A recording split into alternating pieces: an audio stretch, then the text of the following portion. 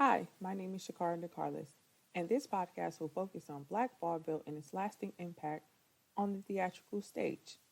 Black Vaudeville and the theatrical stage are connected in two ways, the first being live performances, and the second being art as a form of resistance. Now, I would like to provide you with some background information about Black Vaudeville. According to the Library of Congress, the first Black Vaudeville show took place in 1875. Black vaudeville was created during the Reconstruction era. This was the first time that Black people had leisure time and were seeking entertainment. Black vaudeville is described by the Library of Congress as a traveling variety show. Shows consisted of singing, dancing, magic tricks, comedic skits, plays, animal tricks, acrobatics, and juggling. Some of these acts can present day be seen in a circus. A key component of Black Vaudeville was live performances. You had to perform every time in front of a live audience. This was so crucial because TV did not exist during this time. So all performers had were the words of other people to say that, hey, they put on a good show. You might want to be interested in them. You should go see them. Black Vaudeville was the first time that Black performers could use their talent to make money. As I mentioned earlier, Black Vaudeville was created during the Reconstruction era. So a lot of Black Vaudeville performers were newly freed slaves, and they did not have to do domestic work to make a living. Now, I would like to highlight a few Black Vaudeville production companies. The first being the Rabbit's Foot Company. This company is responsible for acts and artists such as Ma Rainey and Betsy Smith.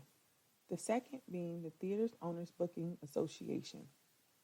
This is also known as the TOBA. And for Black Vaudeville artists, they called it Tough on Black Asses, meaning this booking agency was historically known for being very tough on Black artists and paying them less than white artists. The third being the S.H. Dudley Enterprises. S.H. Dudley Enterprises was owned by Sherman Dudley. He was a Black vaudeville artist turned entrepreneur. Black vaudeville production companies were responsible for booking and scheduling Black vaudeville shows. Many of these companies started out being Black owned, but were later sold to white people. Most Black vaudeville artists faced racial discrimination and received unfair treatment and pay from white-owned production companies.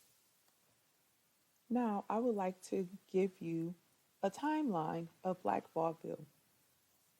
As I mentioned earlier, the first Black Vaudeville show took place in 1875. So from 1875 to 1890, Black Vaudeville shows would travel in the Midwest and the South. And again, these were live shows and live performers. From 1900 to 1910, blues and jazz music helped to attract audiences to Black vaudeville shows. At this time, blues music and jazz music were hip and they were popular and it was the thing, so people were interested in going to live shows that featured Black artists.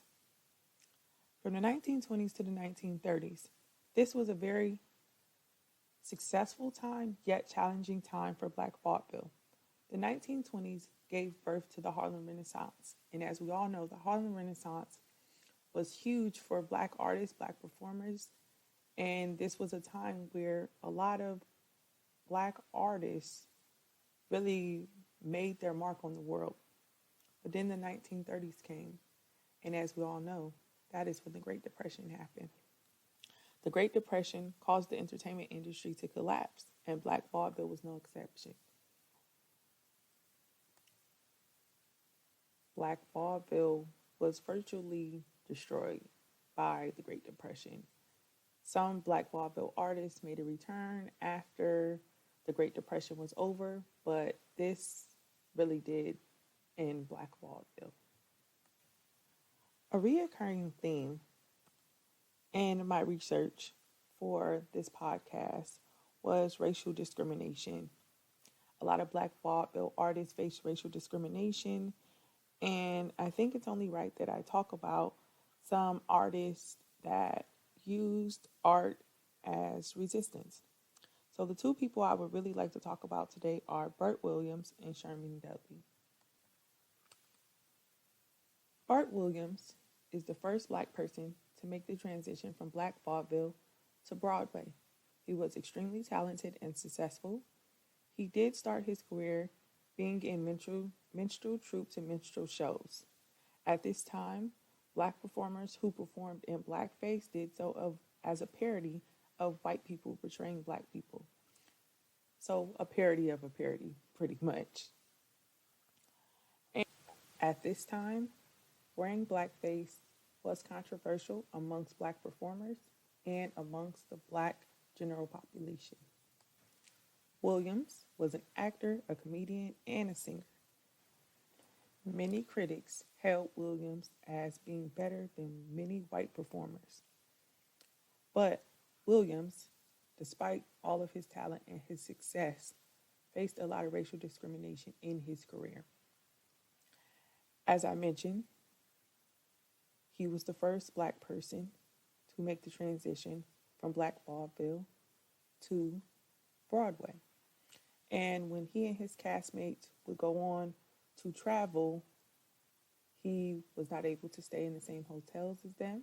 He was always forced to stay in black establishments and black boarding houses instead of being in a hotel with his castmates. And he even faced racial discrimination from other white cast members. Some white people refused to perform with him, and some white people refused to see any shows with him in it. I would also like to mention that Williams was known for his comedic timing and for fighting negative narratives and stereotypes about black people while performing. Now I would like to talk about Sherman Dudley. Dudley was a black vaudeville performer turned an entrepreneur.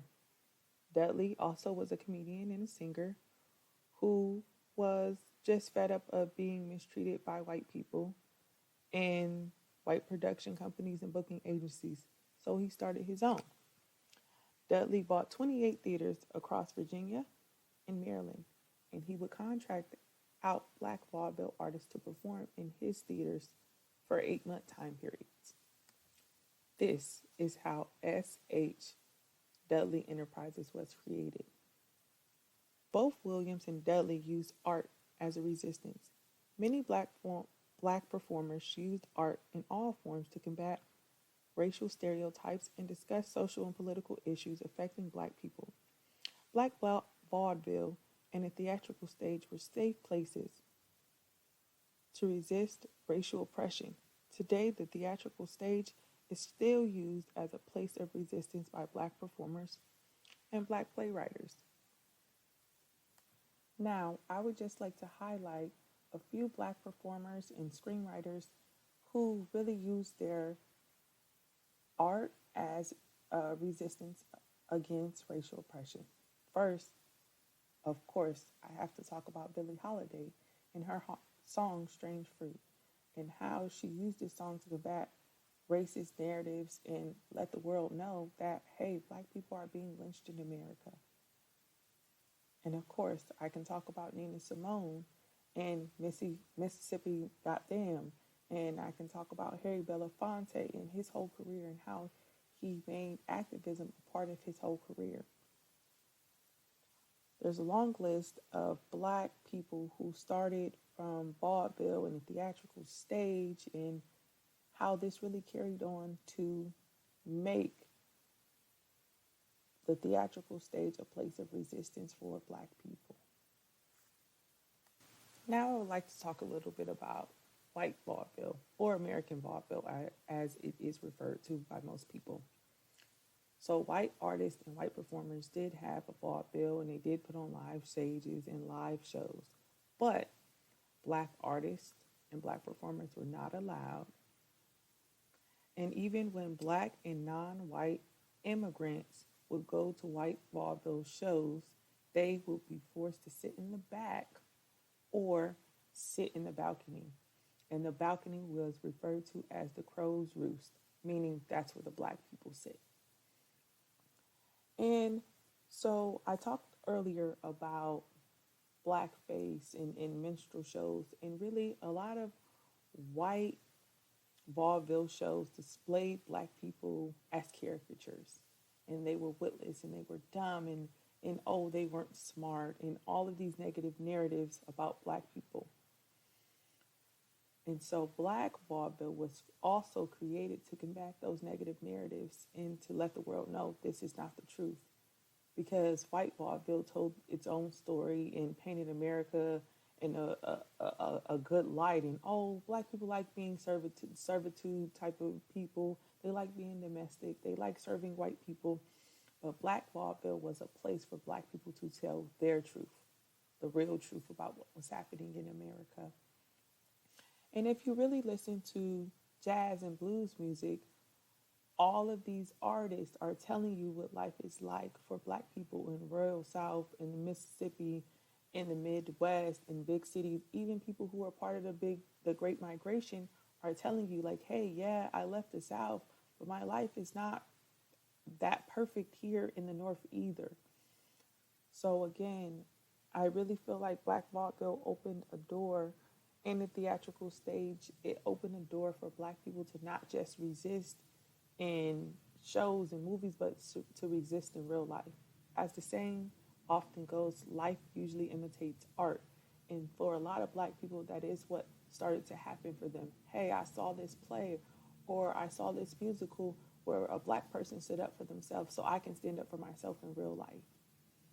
Even when, again, people like Nina Simone, people like Billie Holiday and Harry Belafonte, when the FBI was focused on them because of their art and how they were refusing to not speak up about black issues, they kept going. They kept pushing forward. And this is exactly what has happened with the theater and with black performers on and off the stage, because if you can play a character or you can sing in a musical about injustice and you can speak up and you can do that off stage, it made black people feel powerful. Black performers empowered black people to say, hey, you can speak up for yourself in real life. You don't have to just watch a show where black people are speaking up. You can speak up for yourself too. I know that the art world usually gets a reputation for being liberal. Oh, they're so liberal, they're so left leaning, they're so open, they're so accepting. But what I think it is for me is that most artists understand people and humanity on a deeper level than what is at the surface. To say, oh, okay, you're black, you're a woman, you're queer, you're this, you're that, you're trans. No, but I see your humanity and I see you as a person. And I think this is really a big component when we talk about the theatrical stage. And an actor's job is to embody a character. And so they really have to go through the motions and understand what characters feel in certain situations. So I think for me, this is what makes the theatrical stage a great place for resistance. This is an ideal place to resist negative narratives, negative stereotypes, because I understand your humanity. I see you as a person. I've walked in those shoes because I've been preparing for this role. I've been preparing for this musical. I've been preparing and I've gone through the motions to see and feel what it's like to be this person. So for me, I really, really think the theatrical stage and Black Vaudeville have been a beacon of light and hope for black people and for people who use art as a form of resistance. Now, I would just like to take some time and shout out some black performers from the theatrical stage and from Broadway and some screenwriters.